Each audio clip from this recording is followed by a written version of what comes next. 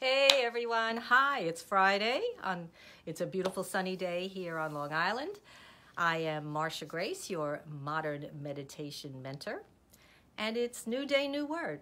So today our letter is H, and I was asking my inner guidance this morning when I do my morning ritual. I was sitting there saying, I need a word for the letter H today.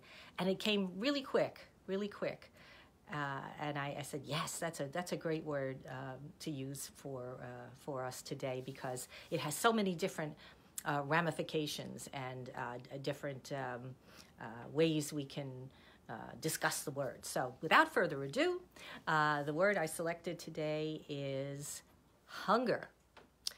And wow, right? So many ways to think about hunger. Of course, most of us in this country, and especially here on Long Island, the last thing in the world that we think about is being hungry. We may think about, what am I having for lunch, or where are we going for dinner this weekend or something. But for the most part, we don't worry too much about being hungry. And I'm not saying that there aren't people on Long Island who aren't hungry. Yes, there are. And that's very much what I want to address today too. So if we're fortunate, blessed enough to be among those people, we can say thank you and be grateful, right? There are a lot of people that are hungry. They're hungry right in our midst. I've heard this from people in my community, especially at the meetings that I've attended in the past at our local chamber and places like that, where we talk about, or the Civic Association in particular, we've talked about that there are elderly who are hungry and very proud and don't want to admit it, and so they'd rather pay for their medication and go hungry, and that's a really terrible position to be in. No one should have to be in that position. And all right, so, and what else? There are people that are hungry all over the world. One of my favorite organizations, charities to support is Heifer International, which I love because it's not just, and again, I'm not saying that other groups aren't wonderful in the work that they do. But what I like particularly about Heifer is that what they do is they empower women in other countries, in Africa and India, all different places. They empower these women by actually giving them animals, so that chickens and cows and yaks and I don't know, all kinds of different goats, different animals, so that they can breed the animals. They're given a pair or what have you, and then they can breed the animals and they make their own living. And by that one person, it's kind of like the ripple effect. You throw a pebble in the water, and the ripple effect is that this one woman now, who can provide for herself and her family, now has the means to help her community and share. And the principle in Heifer too is that once they become successful, that they should share their animals with other people who will be able to then do the same thing. And that's the ripple effect, and it's a really wonderful thing. So that's hunger on a very primal, physical level. The body needs food, right? We need to eat. We need to be sustained, and so we must. That's one of our primal needs is shelter and food and water, right? The three things we absolutely must have to exist in the body. Right? Okay. So I think I covered that aspect. And if you have anything you want to share about that, please, by all means. I'm waving to Tom. Hi, Tom. I'll wave to you. And hi, Shane. Hi, Shane. I loved your last painting that I saw. It was just the way you capture the light coming through the trees. It's just wonderful. I love your birches. They're just great.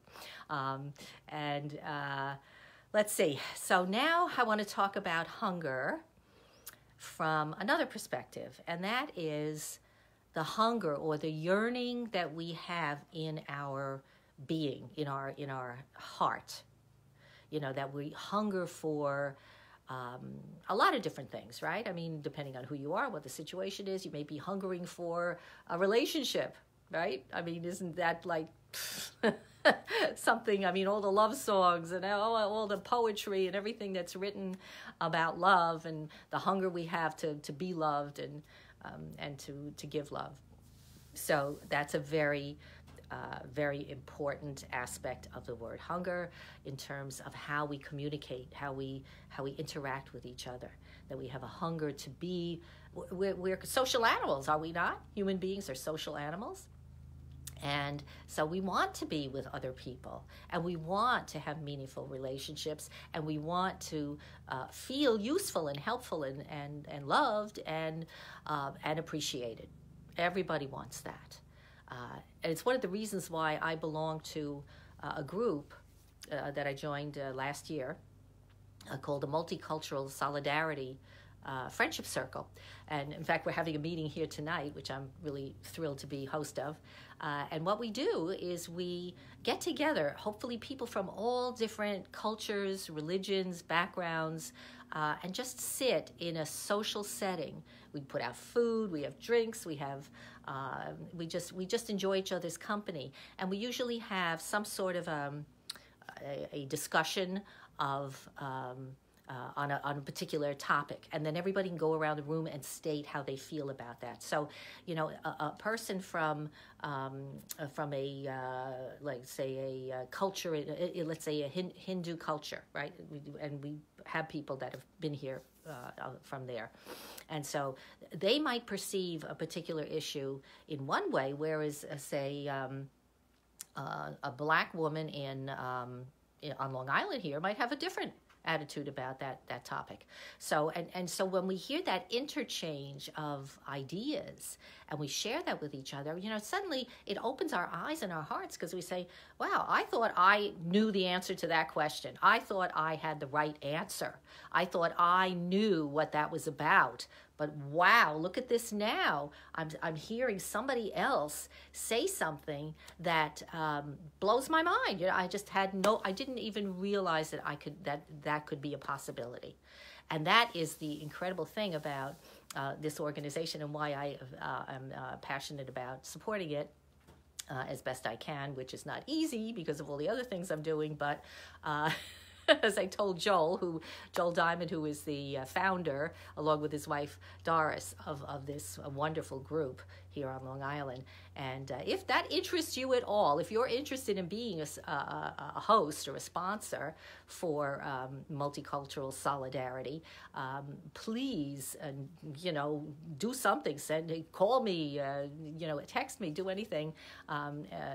Send me an email, mg@marshagrace.com, and we'll get together, because that would be wonderful. All right, I got way off the topic. I didn't even know I was going to mention that, but since I'm having the meeting tonight, I guess it's on my mind.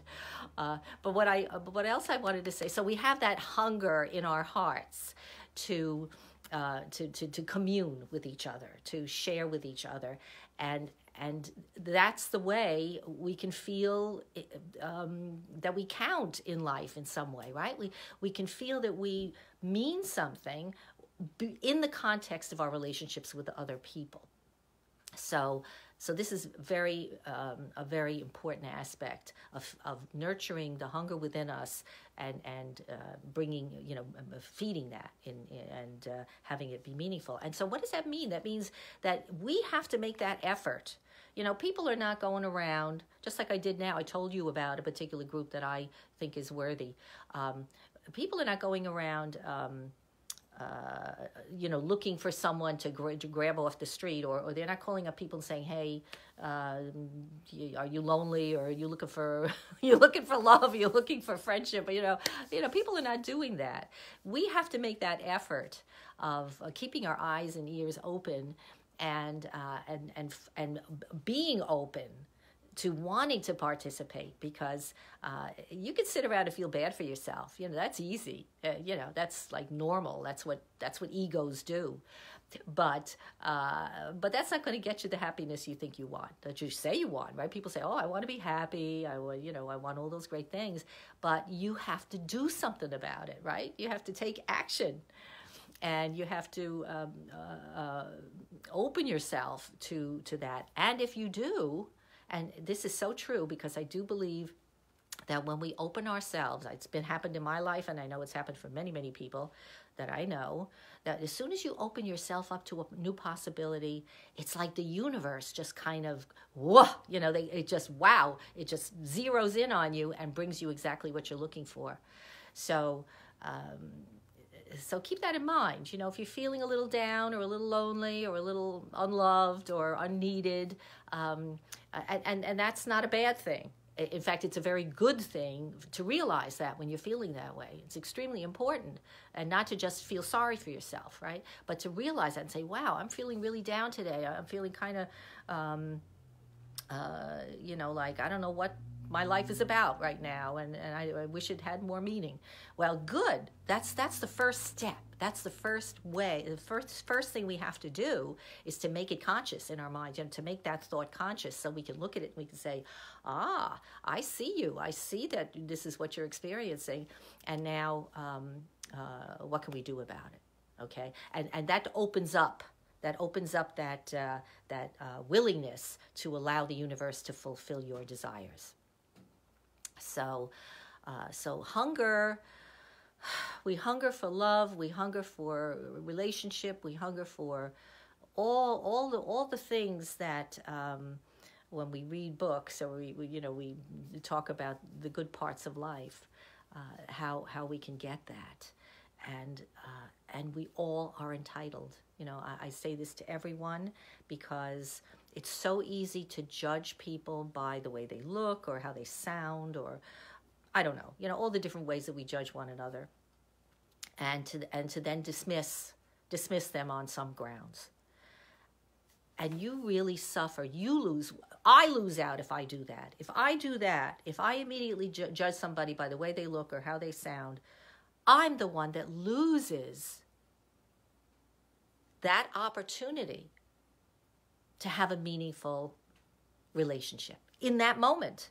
And you know what? This moment is the only moment there is. There is no other moment. There's only this moment. And when I fulfill my function, and I believe this, my function is to be happy, to be joyous, to be available, to nurture and to share. When I can do that, when I allow myself to be in this moment doing that, life is beautiful. It's beautiful. It is filled with all sorts of wonderful possibilities. So, all right. I think I said everything I wanted to say about hunger today. And please keep in touch if you liked what I said. Please give me a like or a comment. And until next week, have a beautiful week. Peace and blessings. Bye-bye now.